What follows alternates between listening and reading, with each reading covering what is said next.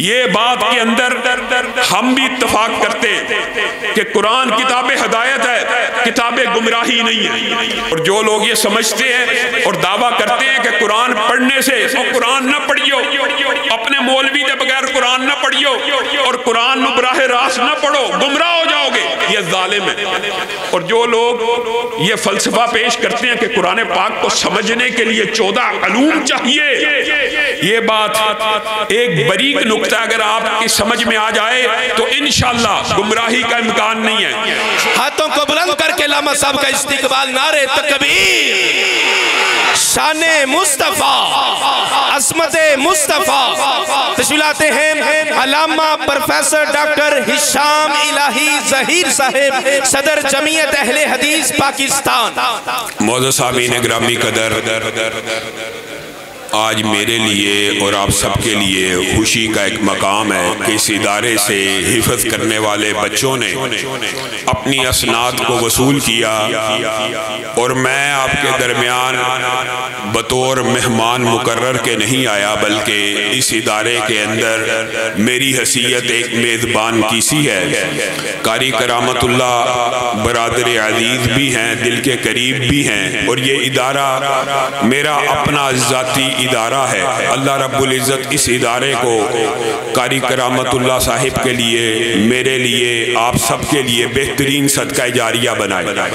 قاری ابراہیم میر محمدی صاحب اور برادر عزیز قاری حمزہ بندی صاحب اور میرے رفقا شیخ سلیم الرحمن زکریہ قصوری صاحب اور قاری صاحب کے بھائی اور ان کے بیٹوں، سب کی آمد کے اوپر میں ان کو خوش آمدید، اہلاً و سہلاً، مرحبا بھی کہتا ہوں۔ مختصر سے وقت میں صرف چند اشکالات جو معاشرے میں موجود ہیں قرآن پاک کے حوالے سے اس کو دور کرنے کی کوشش کروں گا۔ آج کل کے دور کے اندر قرآن پاک کے حوالے سے جہلم کا ایک شخص یہ بات اٹھاتا رہتا ہے کہ قرآن پاک کو بغیر ترجمہ پڑھنا ایسے ہے جیسے فرینچ میں گالیاں نکالنا، معاذ اللہ۔ قرآن پاک بے شک کتاب ہدایت ہے، بے شک کتاب قانون ہے، بے شک کتاب دستور ہے، لیکن یہ کہنا کہ قرآن پاک کتاب ثواب نہیں ہے اور قرآن پاک کتاب شفا نہیں ہے، اس کا انکار کرنا بھی گمراہی اور ضلالت ہے۔ آپ کے سامنے صرف ایک حدیث رکھوں گا، آپ کے ذہن میں وہ حدیث پہلے سے موجود ہے، رکھوں گا، ذہن میں آ جائے گی۔ قرآن پاک کو پڑھنے کے حوالے سے، صرف ثواب کی نیت سے پڑھنے کے حوالے سے رسول اللہ صلی اللہ علیہ وسلم کا فرمان موجود ہے کہ جو الف لام میم پڑھے گا اس کو کتنی نیکیاں ملیں گی؟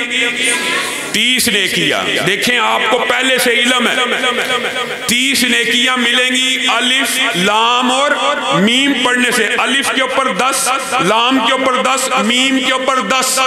جائیے پوری دنیا کے کسی سکالر سے، کسی عالم سے، کسی ڈکشنری سے، کسی موجم سے، کسی بھی فقیہ سے، پیر سے الف لام میم کا ترجمہ پوچھ کے بتا دیجئے۔ الف لام میم کا ترجمہ معلوم نہیں ہے، تب بھی کتنی نیکیاں مل رہی ہیں؟ 30 نیکیاں۔ تو وہ جہلم کا مرزا جو دعویٰ کرتا ہے کہ قرآن پاک کو بغیر ترجمہ پڑھنا ایسے ہے جیسے گالیاں نکالنا، اب بتائیے یہ کتنا بڑا صریحاً توہین کا اور گستاخی کا ایلیمنٹ ہے۔ دوسری بات، ہم یہ بات مانتے ہیں کہ قرآن پاک کتاب ہدایت ہے، یہ بنیادی طور پر زندہ لوگوں کے لیے اترا ہے، اس بات کو بھی مانتے ہیں کہ یہ زندہ کتاب زندہ لوگوں کی رہنمائی کے لیے نازل ہوئی ہے، یہ کتاب مردوں کو بخشوانے کے لیے نہیں آئی، لیکن یہ سمجھنا کہ اس کتاب کے اندر شفا کا کوئی عنصر موجود نہیں ہے تو یہ بھی قرآن پاک کا انکار ہے۔ قرآن پاک کی آیات پڑھ کے جو رقیہ شریعہ کرتے ہیں، دم کرتے ہیں، اس حوالے سے بھی وہ فتنہ اٹھاتا رہتا ہے کہ قرآن پاک پھونکوں کی، دم اور درود کی کتاب نہیں ہے۔ اللہ رب العزت ارشاد فرماتے ہیں وَنُنَزِّلُ مِنَ الْقُرْآنِ مَا هُوَ شِفَاء۔ اللہ رب العزت نے قرآن پاک کو شفا کا اور ایک مقام پہ نہیں کہا، متعدد مقام پہ کہا، لیکن آپ نے ایک مسئلہ سمجھ کے جانا ہے۔ قرآن پاک کتاب ہدایت بھی ہے، کتاب ثواب بھی ہے، اور کتاب شفا بھی ہے، لیکن اس کی شفا حاصل کیسے ہونی ہے یہ اختلافی بات ہے، یہ نقطہ سمجھنے کی ضرورت ہے۔ کیا قرآن پاک کو گلے میں لٹکا دینے سے شفا ملے گی؟ کیا قرآن پاک کو بازو پہ باندھ دینے سے شفا ملے گی؟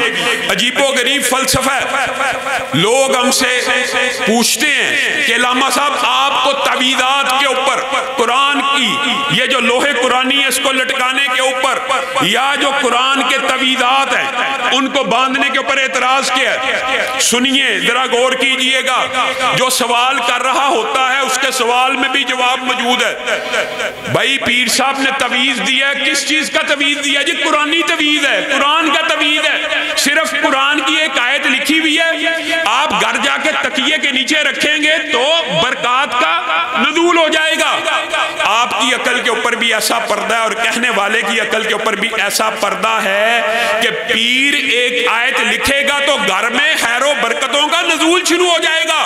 وہ بندہ ایک تعویذ لے کے گھر گیا اور گھر کی الماری کھولی، سامنے 10 قرآن سالم پڑے ہوئے ہیں، ان سے برکت نازل نہیں ہوئی، پورا قرآن سرانے کے نیچے رکھنے سے برکت نازل نہیں ہوئی۔ پیر ایک آیت لکھ دے گا تو برکتوں کا نزول ہو جائے گا؟ یہ کہاں کا فلسفہ ہے؟ دنیا میں کوئی مسلمانوں کا گھر ایسا نہیں ہے جہاں پہ پورے کا پورا قرآن پاک موجود نہ ہو۔ کیوں بھائی؟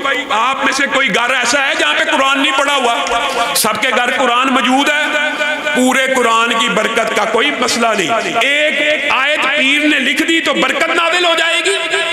یہ کیسا فلسفہ ہے؟ یہ بھی مغالطہ ہے، یہ بھی دھوکہ ہے، یہ بھی فساد ہے، یہ بھی لوگوں کو فراڈ کے اندر مبتلا کرنے کا ایک طریقہ ہے۔ ہاں قرآن پاک شفا ہے۔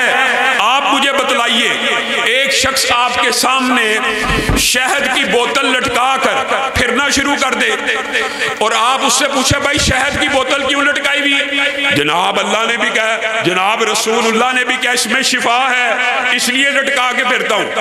آپ کیا کہیں گے؟ ابے پاگل، یہ لٹکائے گا تو شفا نہیں ملے گی۔ کیسے ملے گی؟ پینے سے ملے گی۔ اسی طرح زمزم میں شفا ہے، کلونجی میں شفا ہے، مختلف احادیث مختلف چیزوں میں شفا کا کہتی ہیں۔ ایک بندہ کلونجی کی پڑیا باندھ لے، ایک بندہ شہد کی بوتل باندھ کے پھرنا شروع کرے، شفا ملے گی؟ کیسے ملے گی؟ پینے سے ملے گی، کھانے سے ملے گی۔ تو قرآن پاک میں بھی جو شفا ہے یا سننے سے ملے گی یا اوپر دم کرنے سے ملے گی یا پڑھنے سے ملے گی۔ کوئی بندہ چاہتا ہے قرآن پاک سے شفا حاصل کرنا تو قرآن کلام اللہ ہے، اور کلام اللہ اللہ کی صفت ہے، اور کلام اللہ کی پناہ رسول اللہ صلی اللہ علیہ وسلم سے ثابت ہے۔ اعوذ بکلمات اللہ التامات من شر ما خلق۔ اللہ کے کلمات، آپ بتائیے انسانوں کے بھی کلمات ہوتے ہیں لیکن اللہ کا کلمہ 2 حرف کا ہو کن تو پوری کائنات کی ہر چیز مارد وجود میں آ جاتی ہے۔ اللہ نے مجھے اور آپ کو پورا قرآن دیا ہے تاکہ پڑھ لے، اللہ کے کلام کو پڑھیں، چاہے ثواب کی نیت سے پڑھیں، چاہے شفا کی نیت سے پڑھیں، چاہے لوگوں کو ہدایت دینے کی نیت سے پڑھیں۔ کلام اللہ ہے۔ وَلَوْ أَنَّ قُرْآنًا سُيِّرَتْ بِهِ الْجِبَالُ أَوْ قُطِّعَتْ بِهِ الْأَرْضُ أَوْ كُلِّمَ بِهِ الْمَوْتَى۔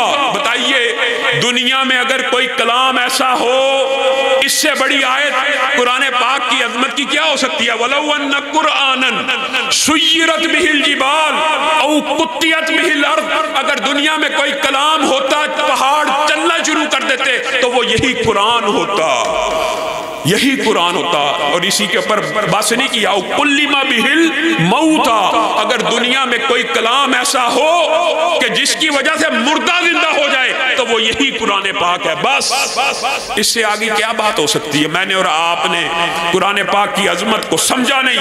یہ جس زبان میں نازل ہوا اس کو زبانوں کا سردار قرار دے دیا گیا، جس بستی میں نازل ہوا اسے ام القریٰ قرار دے دیا گیا، جس مہینے میں نازل ہوا شہر شہر رمضان الذی انزل فیہ القرآن، اس کو مہینوں کا سردار قرار دے دیا گیا جس رات میں اترا۔ انا انزلناہ فی لیلۃ القدر، ایک رات، اس کی فضیلت 83 سال کی عبادت سے زیادہ کیوں ہے؟ کس وجہ سے ہے کہ اس میں قرآن نازل ہوا، اور میرے اور آپ کے اوپر قرآن نازل ہوا۔ ہم نے اس امانت کو خود چنا، آدم نے، ابن آدم نے، انسان نے اس امانت کو خود چنا اور اس امانت کا حق ادا نہ کیا۔ لو انزلنا ھذا القرآن علی جبل، اگر کسی پہاڑ کے اوپر بھی نازل ہو جاتا تو اس کو دیکھتا کہ وہ اللہ کے خوف سے کپ کپاتا۔ میرے اور آپ کے دلوں کے اوپر، میرے اور آپ کے دماغوں کے اوپر صبح شام قاری قرآن قرآن پڑھتا ہے، کیا جسم کانپتا ہے؟ کیا دل کانپتا ہے؟ کیا ہمیں ہوش آتی ہے؟ کوئی ہوش نہیں آتی۔ مجھے اور آپ کو اگر راہ راست پر چلنا ہے تو قرآن پاک کو کتاب ہدایت بھی سمجھنا ہوگا۔ ہاں، یہ بات بھی آخری مسئلہ بیان کر کے اپنی بات کو ختم کروں گا۔ عشاء کا وقت تیزی سے گزرتا جا رہا ہے، انشاءاللہ قاری حمزہ مدنی صاحب برادر عزیز جماعت کروائیں گے، یہ قاری ابراہیم میر محمدی صاحب، جو بھی انتظامیہ کا معاملہ ہوگا میں ان کے اور آپ کے درمیان حائل نہیں ہونا چاہتا۔ ایک آخری مسئلہ، یہ جو لوگ کہتے ہیں یہ بات بھی سن لیجئے، یہ بات کے اندر ہم بھی اتفاق کرتے ہیں کہ قرآن کتاب ہدایت ہے، کتاب گمراہی نہیں ہے۔ اور جو لوگ یہ سمجھتے ہیں اور دعویٰ کرتے ہیں کہ قرآن پڑھنے سے، اور قرآن نہ پڑھیو، اپنے مولوی دے بغیر قرآن نہ پڑھیو اور قرآن نو براہ راست نہ پڑھو، گمراہ ہو جاؤ گے، یہ ظالم ہے۔